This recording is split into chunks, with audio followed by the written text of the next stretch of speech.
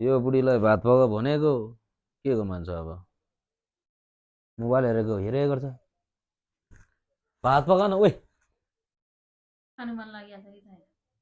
भात पकाउन आफै पकाउनु न हात छ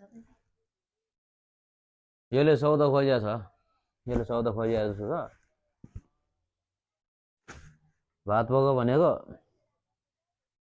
छैन उल्टो आफैलाई पकाउ भन्छ दिनभरि थाकेर आएको हुन्छु घरमा आउँदाखेरि भात पाएको छैन भात पकाउन भने पनि उल्टो आफै पकाएर खान भन्छ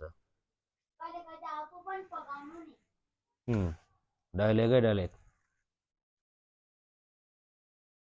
कहिले काहीँ काममा जाउँ त के हुँदो रहेछ काममा गएर हेर त कतिको थाक्दो रहेछ भन्ने कुरा थाहा हुन्छ नि त हामीले त कामै गरे होइन कति नै आफूले मात्रै काम गरे हामीले जस्तो आफूले नि खट्ने गरेर त बिहान 5 बजीदेखि बेलुका 8-9 बजीसम्म हे भगवान् पालो गरौँ न लु तपाईँको ठाउँमा म जान्छु तर बिहान उठेर चिया पकाउने घर सफा गर्ने भात पकाउने मलाई गरिदिनु म एकहोरो काम गरेर आउँछु के हुन्छ ओके छ त